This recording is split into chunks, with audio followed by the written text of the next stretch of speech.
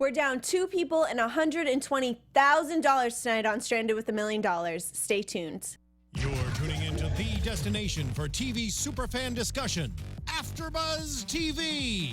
And now, let the buzz begin. Ooh, I didn't realize it was this song. You see, we did this because if we learned anything from tonight's episode, it is that the more money you have, the more problems. What's going on, AfterBuzzers? I'm your host, Olivia Gabaree. Follow me on Instagram and Twitter, The Real OG. Hey guys, I am Jesse DAngelo. You can follow me on all social media at Jesse J. DAngelo. Okay, so... We're down a co-host tonight, by the way, everybody. Yeah, Abby is not with us. She couldn't hang. Yeah, she couldn't hang. She couldn't hang. She shot her flare gun. Literally. So tonight we had we started off with 9 contestants in the show. Mm-hmm. They were 3 days in. We had 3 days with no food, a 3.5-hour journey ahead of us, and $100,000 was at stake. Yeah. So they had to make it to their new journey in 3.5 hours, or else they would be out $100,000. And I don't know if I missed this. Did they say how long the journey was? They didn't say. They were doing it in kilometers. And I don't really know I how should have just done a to quick convert Google, kilometers to miles, but regardless, the terrain was absolutely terrible. They were going through mud. They were going through rivers. They were sliding on their asses down hills. Yeah, that was pretty rough. And even before the journey started, when they just started the next day after Bria went home, they all look a wreck. Mm-hmm. Like you said, 3 days in, and Gina's like, still got that hat on. I got to give that to her. She's not taking her hat off. I wouldn't either. That's the one thing she has but to cover up. She's the least starving of the group. Yeah, she's fresh off a temptation. Yeah, she's fresh off them burgers and fries. So she's not stressing over here. Yeah, she's good. But Michael and Ashley are stressing. They got no shoes on. They got no shoes. Well, they start off with shoes, but they took initiative in the previous episode by giving up their shoelaces to start a fire, which didn't work. So they gave up their shoelaces for no reason and no fire. And now they're traveling through this nasty terrain with no shoes on. All of a sudden, I just hear Ashley yelling, I got no shoelaces. And I forgot that she had given it up for the fire. So I'm like, how do you lose shoelaces? Exactly. Like, they just come out. And Michael's, like, carrying his shoes just in the mud. Because they kept falling off, I think. Right. Well, yeah. Did you see how thick that mud was? It was like... The shoes are getting stuck. I mean, for the mud, I think it made sense to just not wear them. But then he's like walking through all the branches and the hard. Yeah. Could you imagine not having shoes walking through practically a jungle? Absolutely I can't even walk home from the club with my heels in my hands. I cannot walk. Forget about that. Yeah, forget about that. Like, I thought LA sidewalks are worse, but, I feel, and I said this too when we were watching the show, I said you and I would have been the ones sliding down the ravine like, and Abby would have been like, you guys, get up.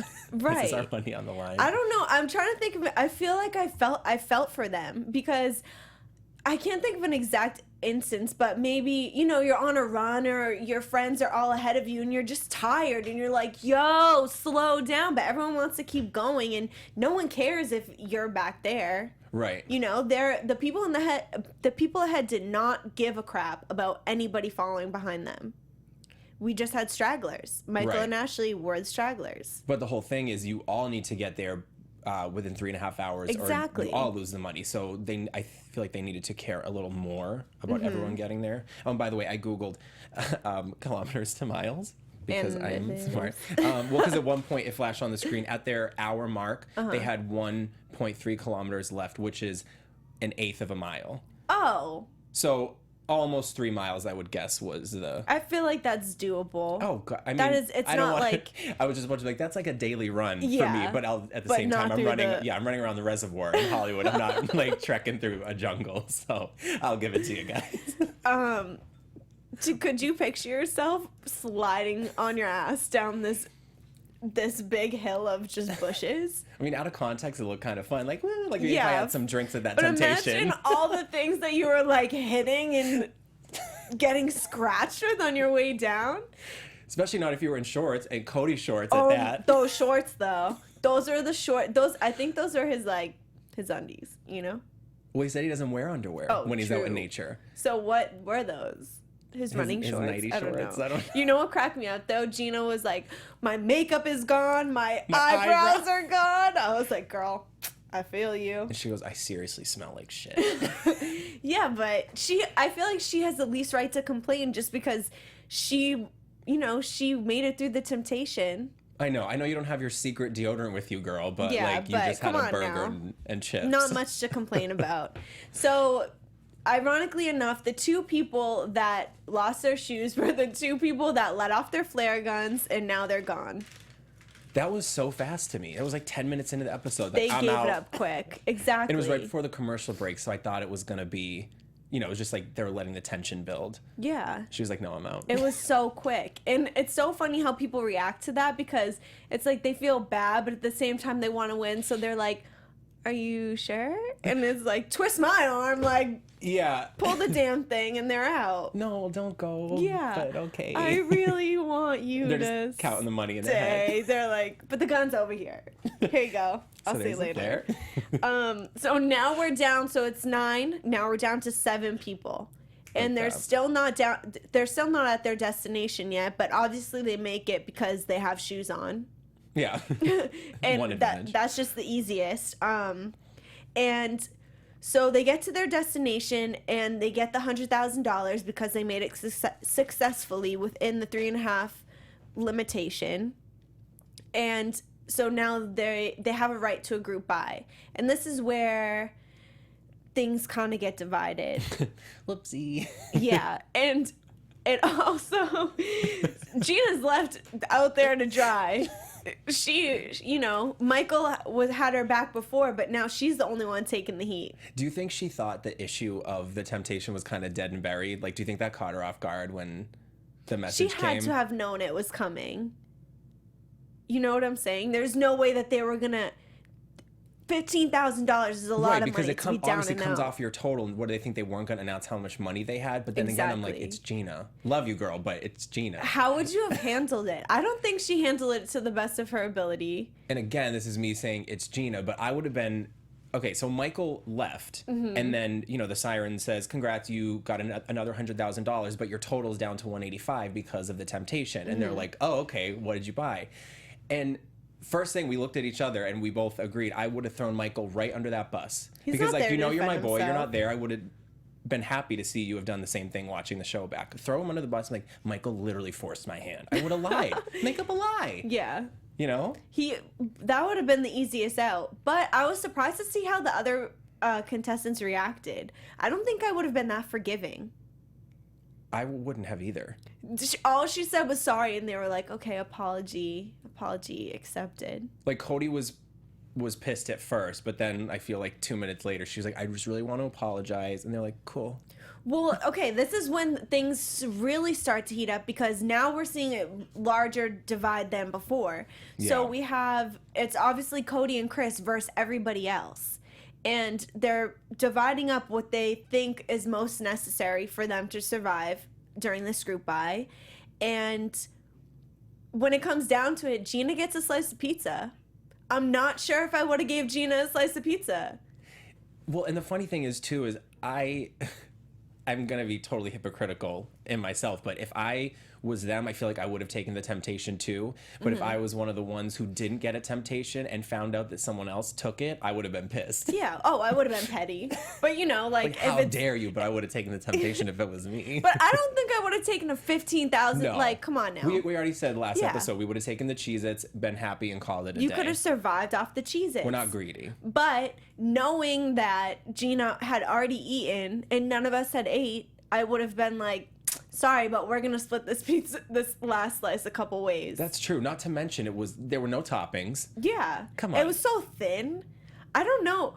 I feel like if I just had that one tiny slice of pizza, would that do much more for me? I wonder if that would even make me it more worse. hungry. I completely agree. It was so small. And I mean, I was getting nervous because for a second I was like, okay, it's only $5,000 for a pizza. Like, what if it's only one slice? You said that to me, and I thought that would have been funny at least. I would like, that would have been awful. So like, let's call back and order a pizza slicer to divide it up into 7 So slivers. during this group buy, they spent $10,000 on a backpack, $10,000 on a machete, $15,000 on a pot with a lid, $30,000 on a 2-person tent, and then $5,000 on a pizza. Did you say the fire starter too? For $35,000. $35,000 was the fire starter. So they blew $105,000 right there. But because Cody and Chris didn't vote on it, they didn't get to enjoy the benefits of the group buy, which I understand it's a competition. I guess they're just using numbers to gain up on people. But at the end of the day, I mean, it really isn't about being fair, I guess. Because it's everyone's money. I know. I wasn't sure what to think about that watching it because I'm like, Cody is really such an ass sometimes, but I totally understand. Mm-hmm. Like he doesn't. It just comes down to a disagreement. He's not voting yes because he doesn't think that's right. So he's entitled to his vote. But at the end of the day, if part of his money gets used, he should have a turn like on the sign-up sheet for the tent. Yeah, right. And I think that if I knew that I was going to lose in the vote, I would have just been like, well, that's a great idea. I would love, like, pizza and a tent, you know? I would have been like, okay, you guys vote first. And then I'm like, yeah, no, for sure. Yeah. Raise my hand and be like, you know what, guys? I don't know what I was thinking. Yeah, like, you're hungry. So right. I'm a little, you know. Yeah. I'm a little hangry. Yeah, I'll take a slice, too, by the way. But what did you think about Makani's, the way she was reacting? I was a little confused by all that. Yeah. But, so it basically looks like they were all, when they first started discussing what they wanted to buy, they just weren't including her in it. But wasn't she off doing her own thing with shelter anyway? Like, she looked busy. It didn't look like she was standing there and they were like, cool, everyone except Makani, come over here. Exactly. Like, she looked like they were doing their own thing. And, again, they said the 4, Alonzo, Alex, Eilish is how you pronounce it, I think. Yeah. And who's the 4th one? Alonzo. We got him. Alonzo. Alex. Alex Apple. Eilish and Gina. Oh, Gina. And Duh. Gina. How do we forget Gina? Damn, Gina. We got you, girl. Gina. But I feel like she was victimizing herself. Makani. She was acting like a baby. I think that she could have inserted herself in the situation instead of backing off and crying about it. Exactly. It's a two-way street. So maybe they didn't include her, but you have a voice. You can say, hi, I'd like to be a part of this decision-making process. Exactly. This is what I think. And it's not, I don't think that they were intentionally leaving her out because even Alonzo said, you know, how do we handle this? She can get a slice of pizza, but she wasn't vowing for the tent, so... Right.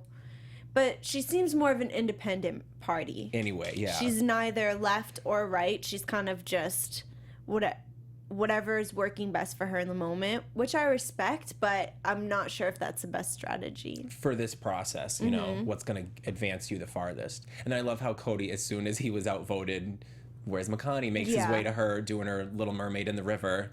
She's like sitting on that rock, Ariel style. I know. But I guess it's smart, but I wouldn't buy his BS if I was Makani. I would know exactly what he's doing. He's a little snake. Ditch her, yeah. Exactly. Spencer Pratt. He's the Spencer Pratt. Let's just call him Spencer the rest of the season. Yeah, might as well. So now the temptation comes ringing, and ironically, Gina's the one that answers. It's like, yeah, of course Gina. Yeah, she's like, and we meet again. Hey, it's Gina. Do I know you? She's probably like, please be me. Please be me. Yeah, again. Right. So I knew it was going to be Chris and Cody. Did you? Oh, for sure. Because 2 people get the temptation. And it's the 2 people that were left out of everything. I feel like, yeah, it was the 2 people. I thought it was maybe going to be Cody just because they knew, he would get to exact his revenge. But I think the trend of what the producers or whoever is sending the temptation is doing, they're picking whoever's the weakest. Because Gina, off the first episode, I think anyone would have said she's probably the weakest. Of course, they're like, hey, Gina. And then Chris kept saying how he was mentally drained, and he's like, you know, I'm obviously thinking about giving up, but I just can't do it. So, and they also knew that he was going to pick Cody too. So they're like, it's a win-win. I feel like Chris is extremely weak in this competition. The only thing that's making him strong is his alliance with Cody, because I feel like he's Cody's little lapdog. Yeah, he just does whatever he says, Well, yes, you know? man. Yeah. And Cody will say such biased statements and then look at him and be like, right? And Chris is just like, yeah, what you said. Yeah, he doesn't bro. have a voice of his own. He just does whatever Cody tells him. So they both go to the temptation, and now they have I think a way better offer than Gina and Michael had. If I was Gina, I would have been pissed. That first temptation was nothing. You get some crackers. These guys are basically in a mall for this island anyway. Exactly. So they had a decision. They could choose a standard for $5,000, which was one piece of clothing, water, and food. Just basic food. Like nuts and whatever. Yeah, nuts and some other stuff. Low-level snacks. And then for the deluxe, boom, $15,000. You get a whole outfit, sports drinks, soda, and hit him with the last one. How do you say? Hors d'oeuvres. Hey! Or what did they call it? They were like Hoosie Dozers. Yeah, they're like whatever those are. They're like, what is that? So obviously they go with the fat prize. And, you know, I might have done the same thing because, I mean, how could you just pick one item of clothing? When you got ponchos and hiking boots, new underwear, hats. Not to mention they just spent tons of your money and basically said, you will not sleep in this tent. Yeah. You don't think I'm gonna spend $15,000 and hook me and my bro up with like a full outfit and the blue hat? Petty, 100%. Oh yeah, all the way.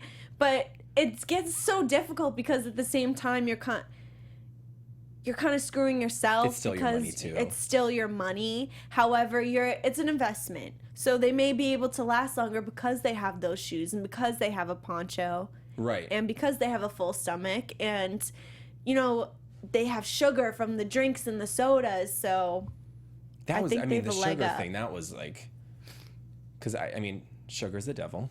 But we all know That's how. It's going to dehydrate you more. Exactly. I would have like swapped the water with that. That's what I was thinking too, because as much as you need like the sugar and stuff, it could have a reverse effect as well and not even be in your benefit. Because and then you're going to crash even harder. Like you already don't have food on the regular or water or whatever. You're going to give yourself that rush from the sugar and then you're going to crash even harder. Exactly. You need to work smarter rather than quicker, I suppose.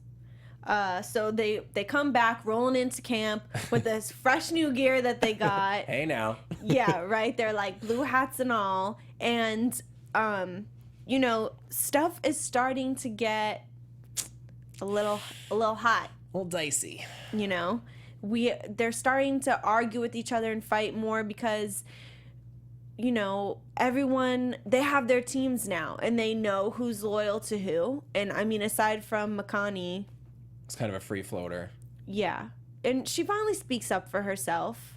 Yeah, well, because that night after the temptation, she basically confronts the tent group, and she was saying that she didn't think it was fair. She's like, I didn't, you know, she's like, so, but she basically kept asking. So she made her announcement the next day, but she didn't explain herself before confronting them about the tent. So she basically just stood there saying the same question maybe 2 or 3 different ways over and over. So she's like, so I'm not gonna use the tent? I'm like, well, and they try to explain themselves. So she's like, so I will not be sleeping in the tent, like over and over. I feel like that's how I negotiate. It's like my way or no. It's like, are you sure?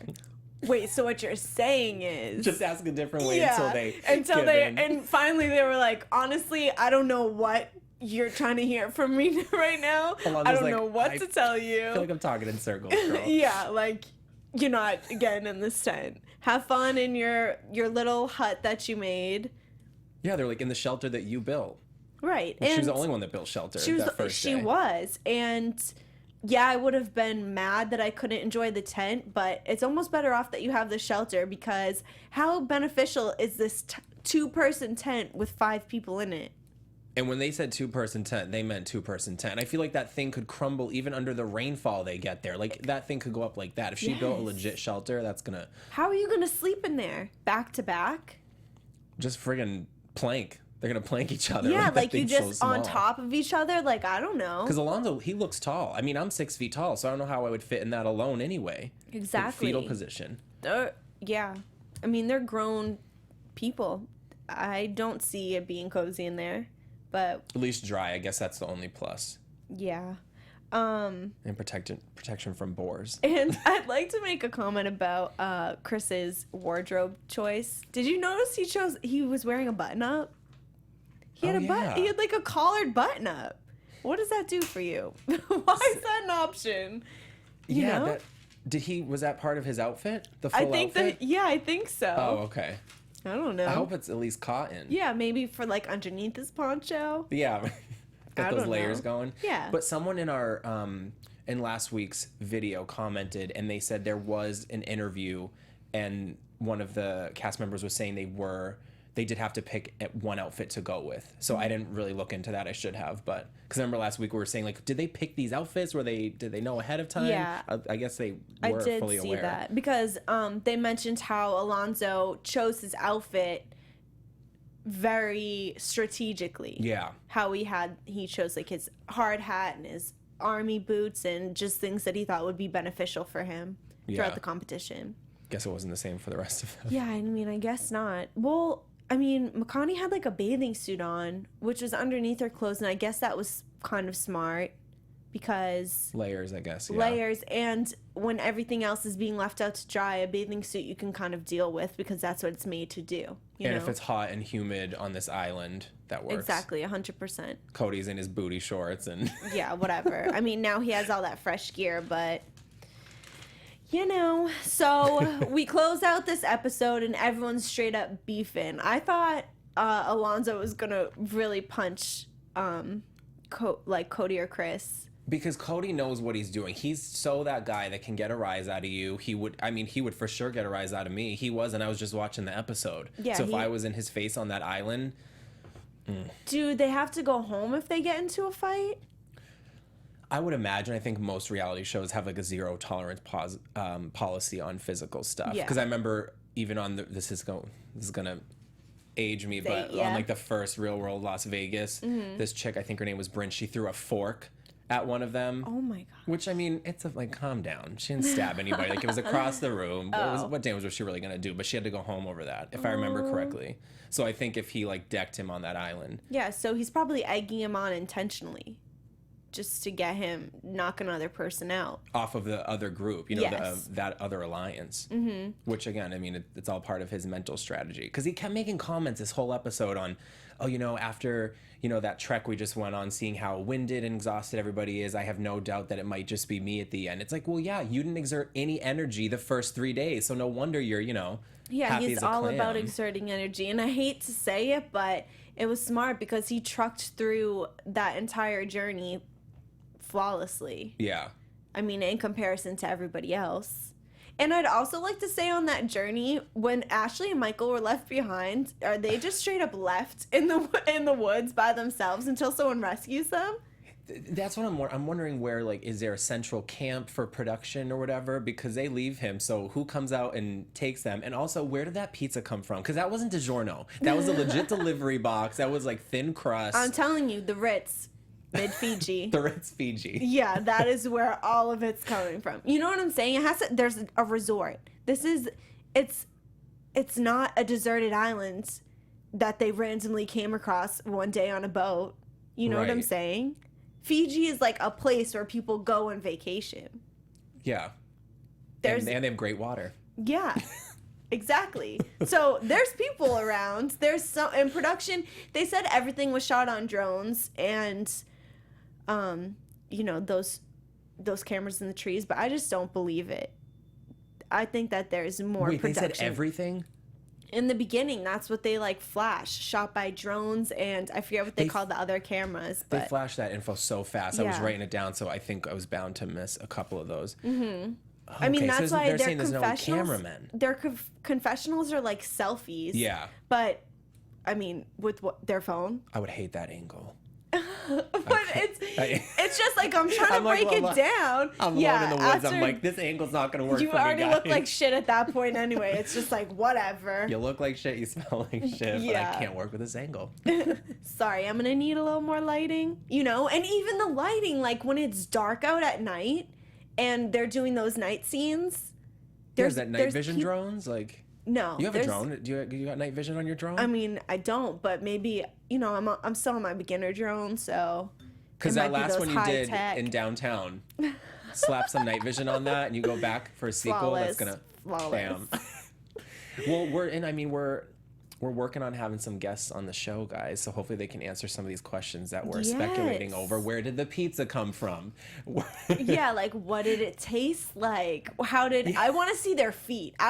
If we get someone in studio, I'm gonna need them to take their socks off. Shoes off policy, guys. Yeah, I want to see what those feet do. Well, what that jungle does to your feet, though. Yeah, they were zooming in on everyone's feet, and it was gross. Toe up, pun intended. Okay. Do you have any predictions? Like, who do you think is gonna be the next one to go home? Okay, because we know. Thanks. And now, predictions. your AFTERBUZZ TV predictions. Okay, so on the promo for next week, keep it going. So on the promo for next week, I don't know if it's at the end or halfway through the middle, but they show Alex saying, we're already down to 6 people, so we know at least one more is gonna go home. And they show everyone fighting. They show Makani and Eilish again, and who knows, maybe Spencer, and Alonzo will get into it again, I'm sure. So I don't know who's gonna go. I mean, we still have Gina, and I think that she's the least strongest of this, of the few that are left, but she's the least in conflict. And yeah, in a weird way, even though she's, arguably the weakest, I, for some reason, see her maybe lasting a little longer just because she just seems to be in her own world, and she's like, oh, okay. Just I don't know. kind of whatever about it. She's keeping all her cool underneath that hat and just riding it out. I'm kind of down to, I think that it could be Gina. I see Chris wearing out. Although now he has all this gear, I think he's physically stronger, but mentally I don't think he has it in him. Mentally, I see him maybe crumbling. Because physically, he's a construction worker. So, he's got the physical part down. But he even mentioned, mentally it's starting to wear on you. And I think that would take a bigger toll than physical anyway, I think Alex is going to last a while. Alex Apple. I think Alex will make it to the end. 100%. He seems to be the strongest of the opposing team. Yeah. The non-blue hat team. The non-blues. I think Alonso's strong, but I am seeing his emotions and anger get the best of him. He's starting to crack a little. He's cracking a little. So maybe he could be the next. Yeah, because physically I don't really see many problems with really anybody. I mean, granted, we're only, 3 to 6 days in over this week's and next week's episode, so who knows? We have, 30-something to go. Yeah. And Eilish, she doesn't really add much. I feel like she's not... She's a floater. She's kind of right in the middle at now. I think she and Gina, they're not benefiting the team. They're kind of like freeloaders. They're just reaping the benefits of the team that they chose to be on. They're there to vote for whoever has the majority because they're going to carry them. But you're right. What have they contributed? Nothing.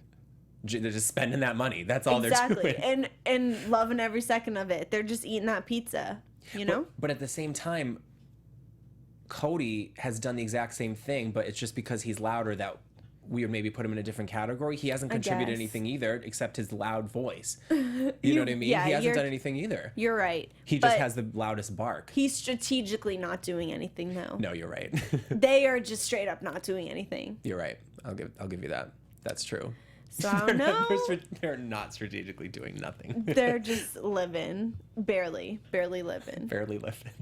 So I guess we'll see what happens next week, and we'll see who survives. And hopefully we can get some cast members in here so we can get the inside scoop on this drone situation and this pizza situation. We gotta know. Please remember to leave us comments and leave us questions, so if we do end up meeting some of these people, they can answer questions for you. But until next week, I'm your host, Olivia Gabaree. Follow me on Instagram and Twitter, The Real OG. And I'm Jesse DAngelo. You can follow me on all social media at Jesse J. DAngelo. And our co-host, Abby, you can find her at Abigail Freyer. At everything. Question mark, up talk. Thanks, guys. Bye, We'll see you next week. From executive producers Maria Menounos, Kevin Undergaro, Phil Svitek, and the entire AfterBuzz TV staff, we would like to thank you for listening to the AfterBuzz TV network. To watch or listen to other after shows and post comments or questions, be sure to visit AfterBuzzTV.com. I'm Sir Richard Wentworth, and this has been a presentation of AfterBuzz TV. Buzz you later. The views expressed herein are those of the host only and do not necessarily reflect the views of AfterBuzz TV or its owners or principals.